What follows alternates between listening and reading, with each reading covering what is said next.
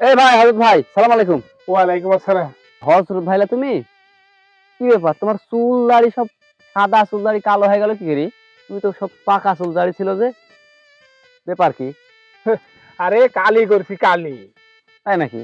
তোমার এই বয়সে আবার এই চুল দাড়ি কালি করার কি হুশ উঠলো? বুঝিসনি টিকটকে সেলিব্রিটি এখন আমি।